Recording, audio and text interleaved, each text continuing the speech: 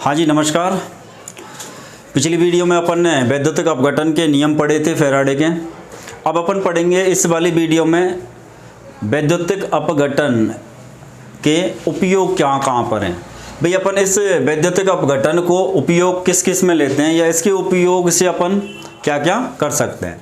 तो सबसे पहला जो अपने पास में उपयोग है वो है अपने पास में इलेक्ट्रोप्लेटिंग।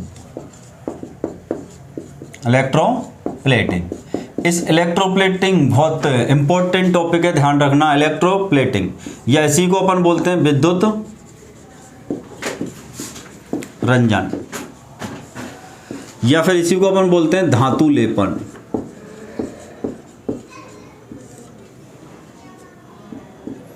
तो अपने पास में पहला उपयोग वैद्युतिक अपघटन का जो उपयोग है वो कहाँ किया जाता है, तो ये किया जाता है विद्युत रंजन में या इलेक्ट्रोप्लेटिंग में या धातु लेपन में।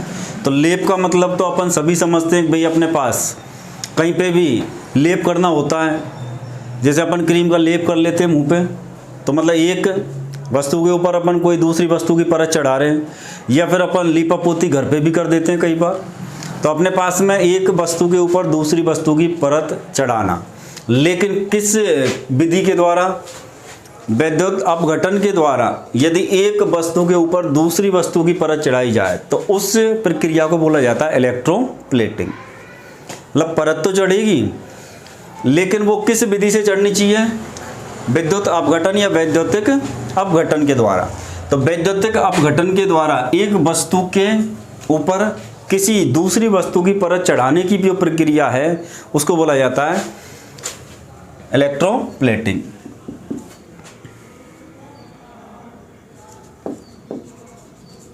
तो इलेक्ट्रोप्लेटिंग क्या होती है? तो वैद्युतिक अपघटन द्वारा, वैद्युतिक अपघटन के द्वारा एक धातु के ऊपर दूसरी धातु की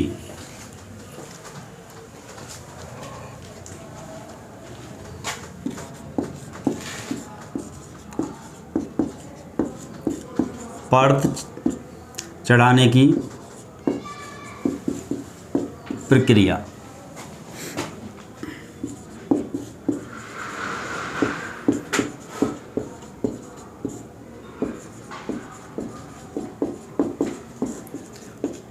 विद्युत रंजन कहलाती है। तो सिंपल सी परिभाषा है पहला जो उपयोग है वो बिल्कुल सिंपल है। सबसे पहले तो याद रखो भाई, एक धातु के ऊपर दूसरी धातु की परत चढ़ाने की प्रक्रिया। अब एक धातु के ऊपर दूसरी धातु की परत चढ़ाने का मतलब ये नहीं है कि अपन ने एक टुकड़ा लोहे का लिया, दूसरा चांदी का लिया और उसके ऊपर उसको रख दिया। तो ऐसा नहीं कि उसकी परत चढ़ गई। ये परत चढ़नी चाहिए वैद्युतिक अपघटन की प्रक्रिया के द्वारा। तो अपने पास में वैद्युतिक अपघटन के द्वारा एक धातु के ऊपर दूसरी धातु की परत चढ़ाने की प्रक्रिया क्या कहलाती है? तो इसको अपन बोलते हैं इलेक्ट्रोप्लेटिंग या इसी को अपन बोलते हैं विद्युत रंजन या इसी को अपन बोलते हैं धातु लेपन। जब इलेक्ट्रोप्लेटिंग करनी होती है या धातु लेपन करना होता है तो अपन को एक वस्तु की परत दूसरी वस्तु के ऊपर जब चढ़ानी होती है तो अपन वोल्टामीटर लेते हैं जहाँ अपन को वैद्युतिक अपघटन करना होता है। तो अपने पास में ये वोल्टामीटर लिया, इस वोल्टामीटर में अपन गोल के रूप में उस पदार्थ का क्या लिया जाएगा काम में? लवण। जिस पदार्थ की अपन को परत चढ़ानी, यहाँ पे एक एनोड छड़ लगाई जाएगी और दूसरी अपन के पास यहाँ लगाई जाएगी कैथोड छड़। अब अपन को ये ध्यान रखना है कि इलेक्ट्रोप्लेटिंग जब कर रहे हैं तो एक वोल्टामीटर चाहिए, एक एनोड की छड़ चाहिए, एक कैथोड चाहिए, एक इलेक्ट्रोलाइट चाहिए। इलेक्ट्रोलाइट के रूप में जो काम में लिया जाता है वो उस पदार्थ का लवण काम में लिया जाएगा जिस पदार्थ की अपन को परत चढ़ानी है। और एक काम में आएगा कौन? इलेक्ट्रोड, जिसका नाम है एनोड। दूसरा काम में आता है इलेक्ट्रोड जिसका नाम है कैथोड, जिसको अपन दिखाते हैं ऋण चिन्ह से, और एनोड को अपन दिखाते हैं धन चिन्ह से। अब अपन को ये ध्यान रखना है कि भाई यहाँ पे मेन जो क्वेश्चन बनता है वो ये बनता है कि इलेक्ट्रोप्लेटिंग या विद्युत रंजन या धातु लेपन में किस धातु का एनोड बनाया जाए और किस धातु का कैथोड बनाया जाए। भाई अपन को ये देखना है भाई एक धातु की परत दूसरी धातु पे तो चढ़ेगी, लेकिन ये एनोड और कैथोड किसके बनेंगे। जैसे हर सेल में एक एनोड और एक कैथोड रहेगा।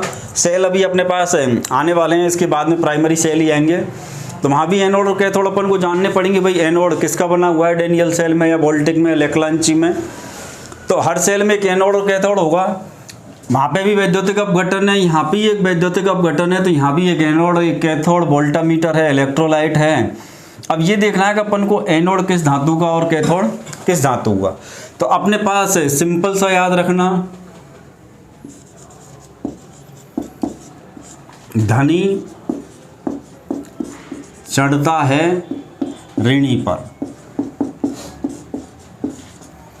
इस लाइन को याद रखना, सारे सवाल कहीं से कैसे भी घुमा के दे, इस लाइन को याद रखना है, धनी चढ़ता है ऋणी पर।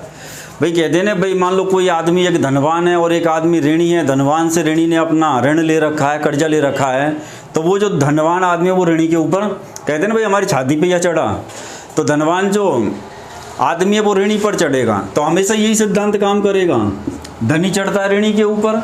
यहाँ भी यही सिद्धांत करेगा, अपन को एक धातु पर दूसरी धातु की परत चढ़ानी है। तो जिसकी परत चढ़ानी है या जिसकी परत चढ़ेगी उसको हमेशा क्या बनाना है, धनी। धनी से मतलब उसको प्लस, प्लस से मतलब उस धातु का हमेशा क्या बनाना है, एनोड बनाना है। और जिस धातु के ऊपर परत चढ़ेगी, भाई धनी किसके ऊपर चढ़ता है, ऋणी के ऊपर, तो जिसके ऊपर परत चढ़ानी है उसको हमेशा ऋण, ऋण बोले तो उसको क्या बनाना है, कैथोड। मान ले अपने पास में कोई भी एक तांबे का कोई भी अपने पास एक आभूषण है। बहुत से लोग धोखा कर देते हैं ना भाई कि अपने पास के नकली गहने बेच के चले गए या नकली सोना या नकली चांदी बेच के चले गए। तो एक्चुअली में होता क्या है, बाहर से जो तुम देखोगे तो वो देखने में लगेगा ये सोने का ही आभूषण है या चांदी का ही आभूषण है या चांदी का ही बर्तन है या सोने का बर्तन है, लेकिन एक्चुअली में उसके ऊपर केवल परत चढ़ी होती है, जिसको अपन कहते हैं भाई केवल उसके ऊपर क्या कर रखी है, पॉलिश कर रखी है। वो पॉलिश जो है वही धातु लेपन है, वही विद्युत रंजन है, वही इलेक्ट्रोप्लेटिंग। पॉलिश का मतलब आभूषण जो है वो तो वास्तव में तो किसका है, तांबे का, लेकिन उस तांबे के ऊपर मान लो चांदी की या सोने की किसी की भी यदि अपन परत चढ़ा देंगे तो अपन को उस समय पे एनोड और कैथोड, सोने की या परत चढ़ानी है तो अपन सोने का लवण काम में लेंगे इलेक्ट्रोलाइट के रूप में। और एनोड मान लो अपन के पास ही यहाँ मान लेते हैं भाई तांबे का आभूषण है और अपन को मान लेते हैं सोना लिख लो या चांदी, किसी को भी लिख लो, इसके ऊपर परत चढ़ानी है अपन को, चांदी की परत चढ़ानी। तो अब अपन को ये ध्यान रखना है कि भाई यहाँ पे एनोड के रूप में किस धातु का इलेक्ट्रोड काम में लें और कैथोड के रूप में कौन सी धातु का इलेक्ट्रोड काम में लें। तो जिसकी परत चढ़ेगी वो हमेशा बनेगा एनोड। तो चांदी की यदि अपन परत चढ़ा रहे हैं तो चांदी की छड़का अपन क्या लगाएंगे यहाँ पे, एनोड। और तांबे के ऊपर परत चढ़ानी है तो तांबे की जिस भी बर्तन या जिस भी आभूषण के ऊपर अपन को परत चढ़ानी है उसको ही अपन आभूषण को या बर्तन को क्या बनाएंगे, अपन कैथोड बनाएंगे। तो ये ध्यान रखना, हमेशा क्वेश्चन यही निकल के आएगा। इसमें से सबसे पहला क्वेश्चन तो यही है, एक धातु पर दूसरी धातु की परत चढ़ाने की प्रक्रिया क्या कहलाएगी, तो धातु लेपन या विद्युत रंजन या इलेक्ट्रोप्लेटिंग। या फिर अपन बोल सकते हैं कि वैद्युतिक अपघटन के द्वारा एक धातु के ऊपर दूसरी धातु की परत चढ़ाने की प्रक्रिया क्या कहलाएगी, तो इलेक्ट्रोप्लेटिंग, विद्युत रंजन या धातु लेपन। दूसरी बात ये ध्यान रखना है कि किसकी परत चढ़ानी होती है, किसके ऊपर चढ़ानी होती है। और ये तो कन्फर्म है एक धातु पर दूसरी धातु की परत चढ़ेगी, लेकिन उनमें से किसका एनोड बनाया जाता है और किसका कैथोड बनाया जाता है, ये सबसे मेन चीज़ है। मान लो तांबे का आभूषण है, उसके ऊपर चांदी की परत चढ़ानी है, तो ये लाइन याद रखना, धनी चढ़ता है किससे, ऋणी पर। तो जिसकी परत चढ़ानी है उसको तो धनी से मतलब एनोड बना दो, और जिसके ऊपर परत चढ़ानी है उसका बना दो कैथोड। तो यदि अपन को तांबे के ऊपर, तांबे के आभूषण पर चांदी की परत चढ़ानी है तो चांदी का अपन बनाएंगे एनोड और तांबे का बनाएंगे कैथोड। अब यदि अपन को क्वेश्चन ऐसे आ जाए, भाई चांदी के ऊपर सोने की परत चढ़ाते समय इलेक्ट्रोप्लेटिंग में एनोड और कैथोड किसके बने होंगे? एनोड और कैथोड किसके बने होंगे? तो एनोड और कैथोड में सीधा याद रखना, धनी चढ़ेगा ऋणी पर। तो चांदी के ऊपर परत किसकी चढ़ानी है? सोने की। तो सोने का हमेशा क्या बनाएंगे अपन? हमेशा नहीं, जब अपन को सोने की परत चढ़ानी है तो सोने का तो क्या बना देंगे? एनोड। इसका मतलब एनोड जो इलेक्ट्रोड है उसकी जगह तो अपन छड़ लगाएंगे किसकी? सोने की। और जिस चांदी के आभूषण पर या चांदी के किसी बर्तन पर या चांदी के किसी टुकड़े पर सोने की परत चढ़ानी है तो उस आभूषण का अपन क्या बनाएंगे? कैथोड। तो चांदी का बनेगा कैथोड। तो बिल्कुल सिंपल है। इस लाइन, ये लाइन समझ में आ जाएगी, ये सारे सवाल समझ में आ जाएंगे। अपने पास में आगे चल के एक बहुत इंपॉर्टेंट परिभाषा है, लोहे के ऊपर जस्ते की परत। लोहे के ऊपर जस्ते की परत। तो लोहे के ऊपर जस्ते की परत चढ़ाने की जो प्रक्रिया है, इस प्रक्रिया को बोला जाता है गैल्वेनाइजेशन। इसको बोला जाता है गैल्वेनाइजेशन, या इसी को बोला जाता है गैल्वेनीकरण, या फिर इसी को बोलते हैं जस्तीकरण। तो लोहे के ऊपर किसकी परत है? जस्ते की। तो लोहे के ऊपर जस्ते की परत चढ़ाने की प्रक्रिया बहुत इंपॉर्टेंट क्वेश्चन है। Technical, non technical, group D, NTPC, कोई एग्जाम से कोई कॉन्टेक्ट नहीं है, सब एग्जामों में आता है। लोहे के ऊपर जस्ते की परत चढ़ाने की प्रक्रिया क्या कहलाती है? तो इस प्रक्रिया को अपन बोलते हैं गैल्वेनाइजेशन या गैल्वेनीकरण या जस्तीकरण। अब क्वेश्चन ऐसे आएगा, गैल्वेनाइजेशन में एनोड किसका बना होता है? अब अपन को ये पता है गैल्वेनाइजेशन है क्या है, किसकी परत चढ़ती है, किसके ऊपर चढ़ती है, तो अपन एनोड और कैथोड ढूंढ पाएंगे। नहीं तो ना अपन को एनोड का पता लगने वाला, ना अपन को कैथोड का पता लगेगा। तो गैल्वेनाइजेशन की परिभाषा है लोहे के ऊपर जस्ते की परत। तो जो चढ़ने वाला है वो तो धनी रहेगा, धन से मतलब एनोड रहेगा, और परत किसकी चढ़ रही है? जस्ते की। तो जस्ते का तो बनेगा एनोड। और किसके ऊपर परत चढ़ रही है? लोहे के ऊपर। तो लोहे का बनाया जाएगा कैथोड। तो एनोड और कैथोड। तो ये हुआ अपन का पहला उपयोग, इलेक्ट्रोप्लेटिंग, विद्युत रंजन या धातु लेपन। तो विद्युत अपघटन का ये पहला उपयोग है।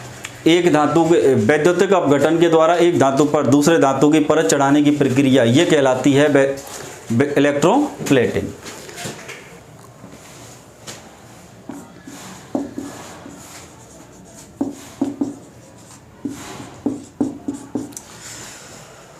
चलो, तो इलेक्ट्रोप्लेटिंग के बाद में दूसरा उपयोग अपन पढ़ेंगे इलेक्ट्रोटाइपिंग। इलेक्ट्रोटाइपिंग को ही अपन हिंदी में बोलते हैं विद्युत मुद्रण। मुद्रण किससे मतलब होता है? छपाई।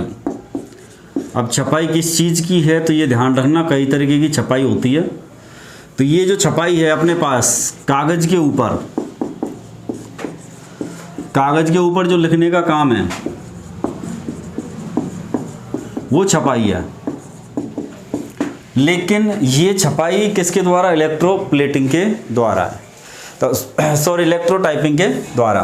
अब इलेक्ट्रोटाइपिंग या विद्युत मुद्रण क्या होता है? तो मेन जो समझना है अपन को, आजकल जो काम में आ रही है वो इलेक्ट्रॉनिक टाइपिंग या इलेक्ट्रॉनिक टाइपिंग काम में आ रही है। इलेक्ट्रॉनिक से मतलब आजकल कोई भी मैटर है अपन को कहीं भी पन्ने पे छापना है तो उसकी एक कॉपी तैयार की जाती है, कंप्यूटर पर कंपोजिंग के द्वारा सीधा प्रिंट निकलता है। लेकिन जब ये टेक्नोलॉजी वर्तमान वाली नहीं आई थी, उससे पहले भी छपाई होती थी। और पहले जो छपाई होती थी तो उसको छापने के लिए तैयार किए जाते थे ब्लॉक या खंड। जैसे कोई भी एक पन्ना छापना है तो उस एक पन्ने का पूरा एक ब्लॉक बनाया जाता था। उस ब्लॉक के ऊपर मान लो अपन को किसी का नाम लिखना है या कोई भी अक्षर, जैसे मान लो ये 4 अक्षर अपन को एक पन्ने पे छापने हैं तो अपन 4 अक्षर बना लेंगे। ये जो 4 अक्षर हैं इनको उल्टा उकेर लेते हैं किसके ऊपर? मोम के ऊपर या प्लास्टर ऑफ पेरिस।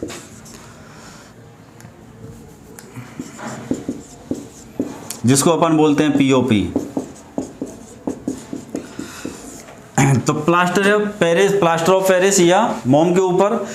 उसके बाद इन जो अक्षर अपन ने उल्टी जो मोम की जो अब मान लो परत थी उसको एक बार अपन ने उकेर ली है, तो वो ABCD ऊपर उभार दे के आ गए। उनके ऊपर अपन चालक बनाने के लिए ग्रेफाइट की परत चढ़ा देते थे, फिर उस ग्रेफाइट की परत के ऊपर अपन परत चढ़ाते किसकी, तांबे की। और वो जो तांबे की परत है उस ब्लॉक के ऊपर चढ़ती थी, उस तांबे की परत ब्लॉक के ऊपर चढ़ने की जो प्रक्रिया थी उस प्रक्रिया को बोला जाता था इलेक्ट्रो टाइपिंग या विद्युत मुद्रण, और जिसका वर्तमान समय पर उपयोग नहीं के बराबर है, मतलब इसका उपयोग होना लगभग बंद हो चुका है। तो इलेक्ट्रो टाइपिंग या विद्युत मुद्रण में क्या तैयार किए जाते थे, ब्लॉक। उस ब्लॉक को कच्चा बनाते थे, मतलब तो किसके ऊपर, मोम के ऊपर जो अक्षर अपन को छापने, ABCD से मतलब मान लो किसी भी पन्ने पर जो भी अपन को लिखना है उस पूरे पन्ने का एक पूरा एक ब्लॉक तैयार किया जाता था, जो भी अक्षर लिखने थे उनको सबको छाप लेते। उसके बाद उस मोम या POP के ऊपर ग्रेफाइट लगते थे, ग्रेफाइट के ऊपर अपन परत चढ़ा देते किसकी, तांबे की। उसके बाद उस ब्लॉक से एक एक पन्ने को छापते थे। तो अपने पास में वो जल्दी नहीं घिसे इसके लिए परत चढ़ा देते थे किसकी, तांबे की। और उस तांबे की परत जो चढ़ाते थे उसी को अपन बोलते थे इलेक्ट्रो टाइपिंग या फिर विद्युत मुद्रण, जिसका उपयोग अब बिल्कुल नहीं है, ऐसे अपन मान सकते हैं। बाकी उपयोग अभी बिल्कुल बंद नहीं हुआ है, कर सकते हैं, लेकिन इससे बहुत अच्छी सुविधा आजकल इलेक्ट्रॉनिक टाइपिंग की आ गई। भाई कंप्यूटर में अपन ने कोई भी मैटर टाइप किया और सीधा उसका प्रिंट निकाल दिया मशीन से। पहले डायरेक्ट प्रिंट नहीं निकलता, पहले ब्लॉक तैयार होते, ब्लॉक के ऊपर परत चढ़ाते थे तांबे की। तो परत चढ़ाने की जो प्रक्रिया है वो इलेक्ट्रो प्लेटिंग जैसी है, लेकिन यहाँ पर केवल अक्षरों के ऊपर ही परत चढ़ाई जाती है, केवल अक्षर की छपाई करने के लिए।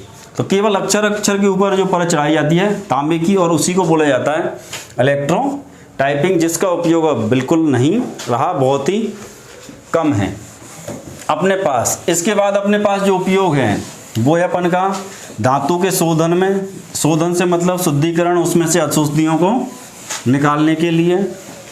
और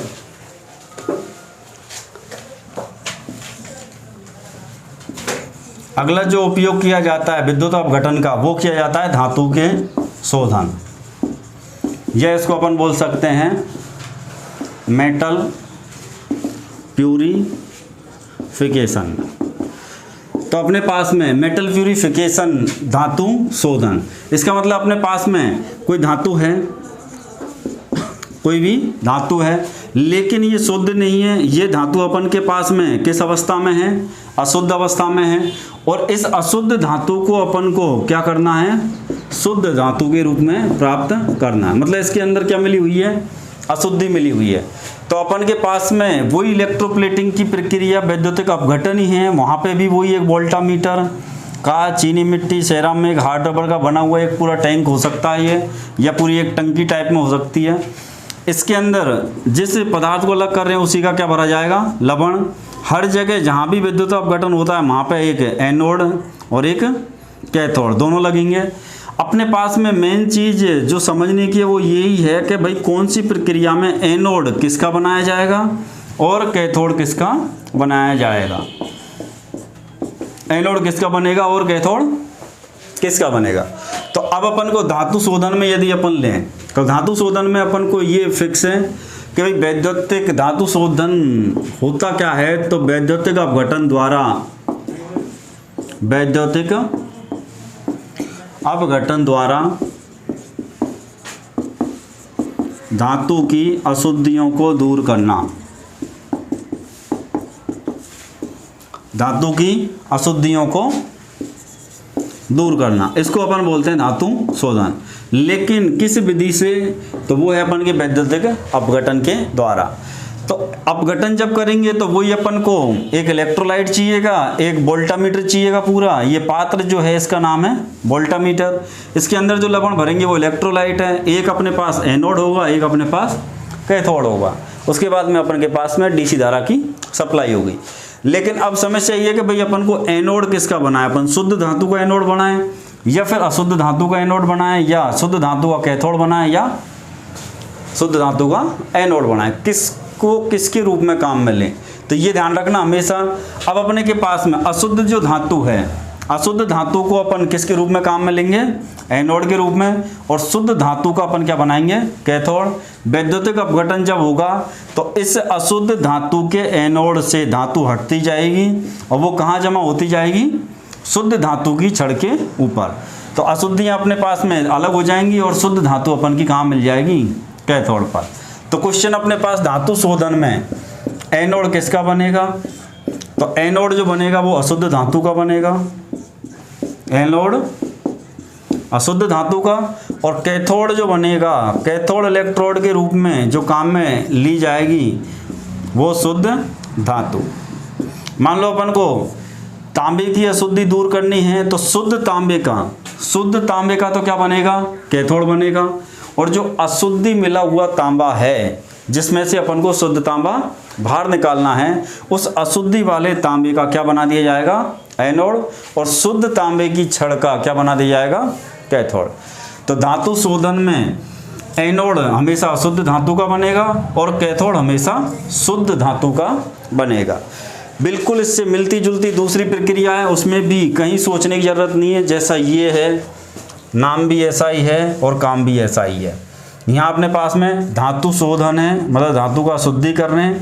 ये है धातु का निष्कर्षण, धातु को निकालना, जिसको बोलते हैं मेटल एक्सट्रैक्शन।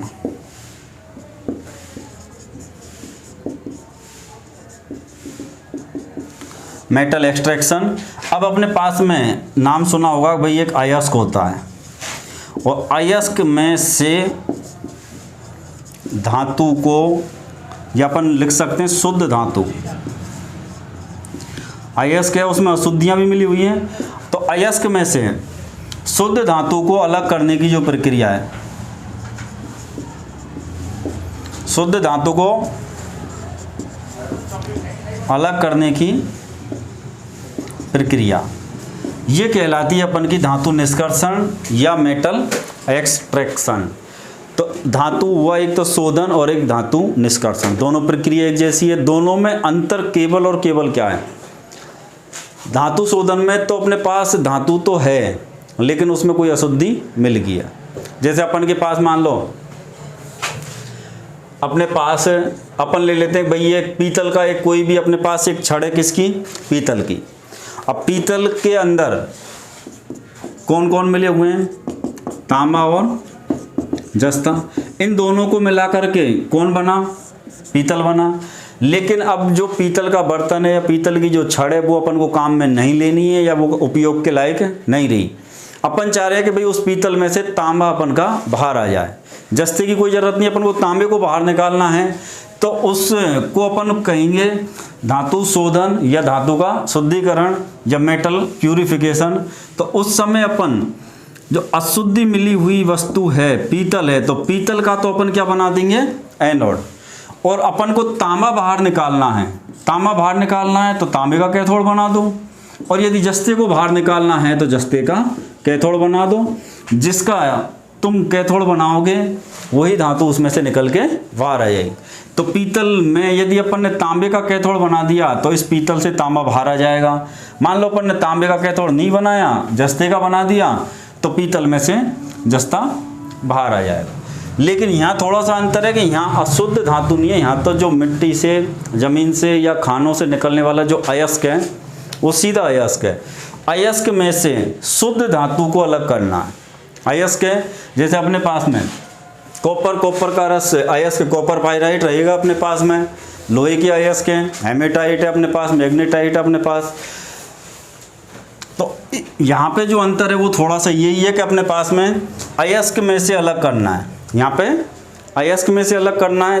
तो अब इतनी पूरी कहानी के बाद तुमको पता लग गया होगा कि अब एनोड और कैथोड किसके बनने चाहिए भाई, जिसमें से अपन को अलग करना है। और एक तो अपन को शुद्ध चाहिए ही है, तो शुद्ध धातु का हमेशा क्या बना दो, कैथोड। तो अपन को जिस भी धातु का अयस्क है उसके अपन शुद्ध धातु का तो क्या बना देंगे, कैथोड बना देंगे। और जिसका अयस्क है, अयस्क का अपन क्या बनाएंगे, एनोड। तो अयस्क के रूप में तो अपन एनोड लगाएंगे और शुद्ध धातु के रूप में अपन कैथोड लगाएंगे। तो अब अपने अयस्क में से शुद्ध धातु निकल के कहाँ इकट्ठी हो जाएगी, कैथोड। कैथोड से मतलब वो ऑलरेडी किस टाइप का है, इलेक्ट्रोड शुद्ध धातु का है। उस शुद्ध धातु पर अयस्क के शुद्ध धातु निकल के यहाँ पे इकट्ठी हो जाएगी। तो धातु शोधन और धातु निष्कर्षण दोनों एक जैसे हैं। धातु शोधन में तो अशुद्धि मिली हुई है, लेकिन धातु शुद्ध है, लेकिन उसके अंदर कोई और दूसरी अशुद्धि मिल गई। धातु निष्कर्षण में अपने पास में जो धातु निकल रही है वो अभी अयस्क से ही निकल रही है, उसमें और कोई से अपन ने मिलाया नहीं है या कुछ और अभी मिला नहीं है। अयस्क है, अभी तो आयरन का और है जैसे। तो ये केवल अयस्क में से शुद्ध धातु को निकालने की जो प्रक्रिया है उस प्रक्रिया को बोलते हैं धातु निष्कर्षण या मेटल एक्सट्रैक्शन। तो अपन को जब भी धातु शोधन करना है या धातु निष्कर्षण करना है, धातु निष्कर्षण करना है तो अयस्क का बनेगा एनोड और शुद्ध धातु का बनेगा कैथोड। इसके अलावा वैद्युतिक अपघटन का जो उपयोग है वो सेल या फिर अपन बोल सकते हैं सेलों का समूह, जिसको अपन बोलते हैं बैटरी। सेल या बैटरी में विद्युत अपघटन ही काम करता है और इनमें काम करके अपन क्या काम लेते हैं, ईएमएफ पैदा करते हैं। ईएमएफ का मतलब इलेक्ट्रोमोटिव फोर्स, इलेक्ट्रोमोटिव फोर्स या विद्युत वाहक बल। तो अपने पास में इसके अलावा यदि अपने पास उपयोग आ रहा है वैद्युतिक अपघटन का तो सेल और बैटरी में आ रहा है। सेल और बैटरी में विद्युत अपघटन का उपयोग क्या है या विद्युत अपघटन के द्वारा क्या किया जाता है, तो विद्युत अपघटन के द्वारा ईएमएफ पैदा किया जाता है, विद्युत वाहक बल पैदा किया जाता है।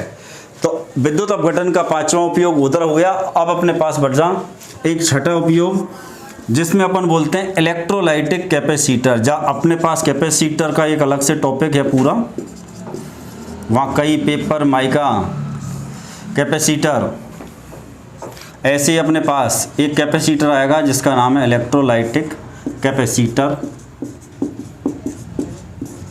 या इसी को बोलते हैं विद्युत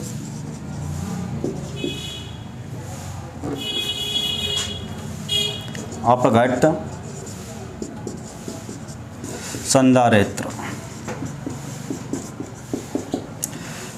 और इस विद्युत अपघट्य संधारित्र या इलेक्ट्रोलाइटिक कैपेसिटर, तो कैपेसिटर होता क्या है,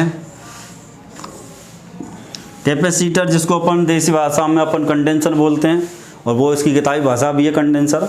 जैसे पंखे में या मोटरों में कंडेंसर लगे होते हैं, वही कंडेंसर अपन के कौन है, कैपेसिटर हैं। या उन्हीं कैपेसिटरों को अपन क्या बोलते हैं, संधारित्र बोलते हैं। चाहे कैपेसिटर बोल रहे हैं या संधारित्र बोल रहे हैं या फिर इनको अपन कंडेंसर बोल रहे हैं, कोई अंतर नहीं है। तो इलेक्ट्रोलाइटिक कैपेसिटर जब बनाने होते हैं तो अपन वैद्युतिक अपघटन का उपयोग करते हैं। अब इलेक्ट्रोलाइटिक कैपेसिटर में होता क्या है, तो कोई भी कैपेसिटर हो उसमें दो चालक प्लेट लगती हैं। दो चालक जो प्लेट हैं, इन दो चालक प्लेटों के बीच एक अचालक की परत जमाते हैं। एक अचालक की क्या जमाते हैं, परत। तो ये जो अचालक की परत अपन जमाते हैं, तो परत जमाने का तो अपन ऊपर से पढ़ते हुए ही आ रहे हैं, परत जमाने का तो अपन इलेक्ट्रोप्लेटिंग में ही पढ़ा है। तो वही परत यदि यहाँ पे जो अचालक की जो परत है, यदि वो वैद्युतिक अपघटन के द्वारा जमाई गई है, हर कैपेसिटर में दो चालक प्लेट होती हैं, उनके बीच एक अचालक की परत होती है, लेकिन ये परत यदि वैद्युतिक अपघटन के द्वारा जमाई गई है तो उस कैपेसिटर को बोला जाता है इलेक्ट्रोलाइटिक कैपेसिटर, विद्युत अपघट्य संधारित्र। यदि अपन उस परत को किसके द्वारा जमा रहे हैं, वैद्युतिक अपघटन के द्वारा, तो वैद्युतिक अपघटन के द्वारा कौन सा कैपेसिटर तैयार किया जाता है या तैयार किया गया कैपेसिटर क्या कहलाता है, तो उसको बोला जाता है इलेक्ट्रोलाइटिक कैपेसिटर। तो अब अपने पास में क्वेश्चन आ जाए कि वैद्युतिक अपघटन के उपयोग कहाँ कहाँ किए जाते हैं। तो सबसे पहले विद्युत रंजन, इसी को अपन इलेक्ट्रोप्लेटिंग या इसी को अपन धातु लेपन। दूसरा इलेक्ट्रोटाइपिंग या विद्युत मुद्रण में। तीसरा धातु शोधन या मेटल प्यूरिफिकेशन में। चौथा धातु निष्कर्षण में या मेटल एक्सट्रैक्शन में। पांचवा सेल और बैटरी के अंदर ईएमएफ पैदा करने के लिए और इलेक्ट्रोलाइटिक टाइप के कैपेसिटर के निर्माण में। और वो कैपेसिटर कोई भी हो, हर कैपेसिटर में 2 चालक प्लेट होंगी, उनके बीच एक अचालक की परत। लेकिन ये अचालक परत यदि वैद्युतिक अपघटन के द्वारा जमाई गई है तो उस कैपेसिटर को बोला जाता है इलेक्ट्रोलाइटिक कैपेसिटर, या संधारित्र जो उच्च मान के कैपेसिटर होते हैं उनमें ये परत वैद्युतिक अपघटन के द्वारा जमाई जाती है। तो ये वे आपके वैद्युतिक अपघटन के उपयोग। आगे आने वाली जो वीडियो है उसमें आपको प्राइमरी सेलों का पूरा निचोड़ रहेगा, प्राइमरी सेलों का पूरा पोस्टमार्टम रहेगा, बिल्कुल शॉर्ट एंड स्वीट, कौन से क्वेश्चन किस टाइप से, कहाँ से किस टाइप से बनेंगे। तो लगातार वीडियो देखते रहें। पहले ही हम बता देते हैं भाई कि पिछली वीडियो में क्या पढ़ाया था, अगली वीडियो में क्या है। तो पिछली वीडियो में आपके फैराडे के वैद्युतिक अपघटन के नियम थे, यहाँ पर वैद्युतिक अपघटन के उपयोग हैं। आगे आने वाली जो वीडियो उसमें अपन के प्राइमरी सेल रहेंगे। तब तक के लिए नमस्कार।